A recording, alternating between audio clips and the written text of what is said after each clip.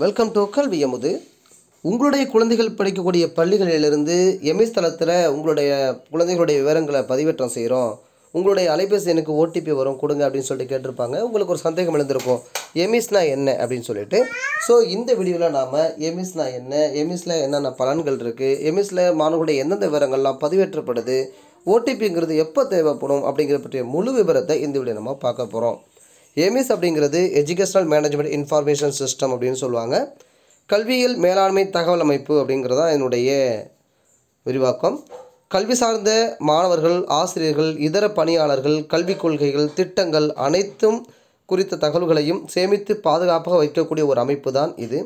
10 ஆண்டுகளுக்கு முன்னால் மாணவர்களுடைய தரவுகள் அவ்வப்போது மார்க் ஷீட்டுகளில் பதிவேடுகளில் பதிவு செய்து கொடுக்கப்படும். அந்த தரவுகளை நீண்ட காலமாக என்ன பண்ண முடியாது அப்படின்னா பாதுகாப்பாக வச்சுக்கிறது சிரமமாக இருந்துச்சு. அதுக்கு மாற்றாக தான் இந்த எம்எஸ் அமைப்பானது உருவாக்கப்பட்டுச்சு. இதில் மாணவர்களுடைய விவரங்கள் அனைத்தும் உள்ளீடு செய்த பிறகு அதை அடுத்து அவங்க மேல் படிப்புகளுக்கெல்லாம் சென்றாலும் பின்பு பள்ளிகளில் அவங்க அணுகும் பொழுது அவங்களுடைய விவரங்கள் அனைத்தும் எளிதாக என்ன பண்ண முடியும் அப்படின்னா கிடைக்கும். அதாவது பள்ளிக்கு வர தேவையில்லை, ஆன்லைன் மூலமாகவே வெளியில் இருந்துக்கிட்டே என்ன பண்ணலாம் அப்படின்னா அவங்களுடைய தகவல்களை அவங்க எடுத்துக்கலாம். அதாவது உதாரணத்துக்கு பார்த்திங்கன்னா போனஃபைட் சர்டிஃபிகேட்டு, தமிழ் வழி சான்று, PSTM, ஸோ இது போன்ற தகவல்கள் எல்லாம். இப்போது மாணவர்களுக்கு என்ன பலன் அப்படின்னு பார்த்திங்க அப்படின்னா, இந்த எம்எஸ் தளத்தில் ஒவ்வொரு மாணவர்களுக்கும் தனிப்பட்ட முறையில் 8 இலக்க எண்கள் உருவாக்கப்பட்டிருக்கு. அந்த மாணவர் பள்ளியில் சேர்ந்த நாள் முதல் 12ஆம் வகுப்பு வரை அனைத்து தகவல்களையும் அந்த இடத்துல ஒரே இடத்துல கொண்டிருக்கக்கூடிய அமைப்பாகத்தான் இது இருக்கிறது. ப்ரீகேஜி அல்லது 1ஆம் வகுப்பில் சேரும் பொழுது ஒரு மாணவருக்கு இந்த தனிப்பட்ட 8 இலக்க எம்எஸ் எண் வழங்கப்படும். அதற்கு பின்னால் அவர் எத்தனை பள்ளிகளுக்கு மாறினாலும் சரி, இந்த ஒரு எம்எஸ் எண்ணே போதும்.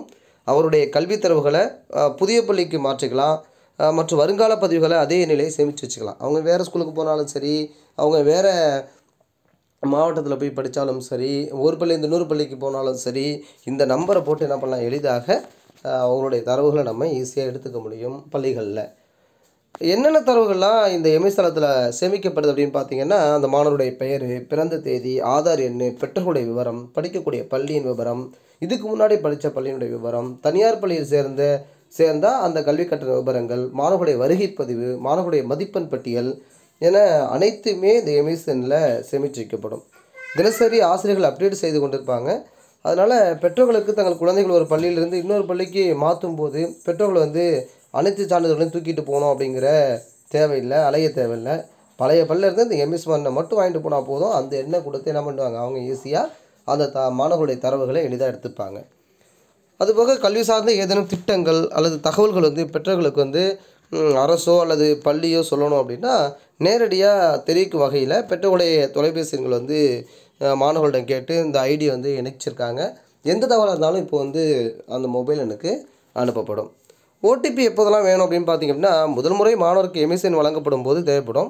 தற்போது பெற்றோருடைய எண்கள் மாற்றிட்டே இருக்காங்க. சில பேருக்கு நாட்டுச்சிப்பில் இருக்குது, சில பேர் புதிய எண் மாற்றிட்டாங்க. அப்படிங்கிறதுனால அப்டேட் செய்யணும். அப்படிங்கிறதுனால இப்போ அந்த தொலைபேசி எண்களுக்கு ஓடிபி அனுப்பி வெரிஃபை பண்ணிகிட்டு இருக்காங்க. வேறு ஒன்றும் கிடையாது. ஒரு பள்ளியிலேருந்து இன்னொரு பள்ளிக்கு தரவுகளை மாற்றுவதற்கும் பெற்றோர்களுடைய தொலைபேசிக்கு ஓடிபி முக்கியம்.